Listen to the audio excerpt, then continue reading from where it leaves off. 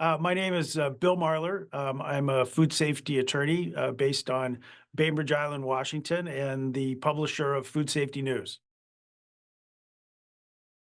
The Department of Health, Montana Department of Health, has reported 14 0157H7 cases and unfortunately one death linked to the consumption of wagyu beef served at five different restaurants in and around Flathead County, mostly in Kalispell. The illnesses, were people from different parts of the state who were visiting Kalispell. About half of those people have been hospitalized, all sought medical treatment, and their whole genome sequence, the E. coli that was found in their stool, is a match. And then the Department of Health found a match in the wagyu beef. They haven't announced the name of the supplier of the wagyu beef or the grinding operation, but it most likely is in Montana because Food Safety Inspection Services, arm of the USDA, has not been involved. And so that sort of indicates to me that, it's a in-state Montana issue. The health department was slow at getting the names of the restaurants out, and they just did that on Friday. They indicated, there was five restaurants in and around Kalispell, but they have not announced the name of the meat supplier, which is, sort of odd. But it doesn't appear that Food Safety Inspection Services has been involved, so the federal government has not been involved. And normally you'd think they would be, but so I think the supplier of the meat and probably the cattle, yard and the grinding operation are all in Montana. But that being said, E. coli 0157H7 is an adulterant in hamburger. And my strong suspicion is that the hamburger was not being cooked to the proper temperature of 155 degrees Fahrenheit internal temperature. From 93, the Jack in the Box E. coli outbreak to very early 2000s, about 90% of the work I did was E. coli cases linked to hamburger.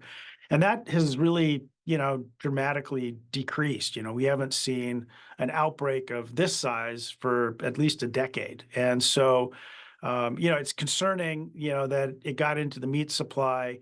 But, I'm also concerned that, like a lot of things, when you don't hear about these outbreaks anymore, you kind of take your eye off the ball.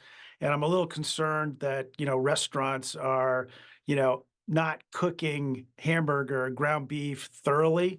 And so I think hopefully this is a warning to other restaurants to, cook their hamburger, their ground beef or ground wagyu, a little bit more to temperature. E. coli 0157, sickens about 76,000 Americans every year, kills a couple hundred. And those people who die, or sometimes people who survive, will develop hemolytic uremic syndrome, which is acute kidney failure. That's usually the leading cause of death. They haven't announced that that is the case in this instance, but it most likely is. And of the hospitalizations, it's my understanding half of the people were hospitalized. The health department hasn't released the number of people who developed HUS. So we don't know a lot right now, other than the fact that unfortunately there was a tragic death. Deaths occur in these cases. It's usually the very young and the very old that happens to, but we don't have that information from the public health department as yet. The major risks that are, that I'm concerned about is that since we don't know the name of the meat supplier, we don't know, frankly, where that meat may have also gone. And so it sounds like from the public health announcements that it just went to these restaurants, but just not sure that's the case. The other thing is, there's always a risk of secondary transmission. So people who are caring for loved ones who were sick, can get the bacteria themselves. So they need to be really careful, anytime, especially during an outbreak, being, very mindful of hand washing and, when you're, caring for someone, cleaning up, thoroughly after them.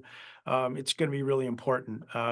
It doesn't appear that there are secondary cases, but the last reported onset of illness, was just a week and a half ago. So secondary cases, there's still a risk.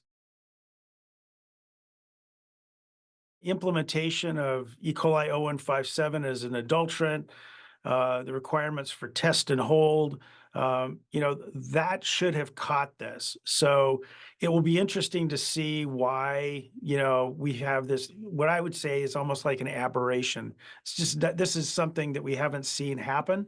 And, hopefully that won't happen again. But, you know, the, I think it's one of those things where sometimes when, you don't have a problem for a while, when was the last time you heard of somebody with polio? And then you go, well, do I really need a polio vaccine? And I sometimes worry that, we as humans keep our, kind of take our eye off the ball. Maybe you're not doing as frequent testing. That's something that needs to be looked at. Maybe you're, not paying as much attention to the U.S. food code that requires, people to cook ground beef to 155 degrees internal temperature.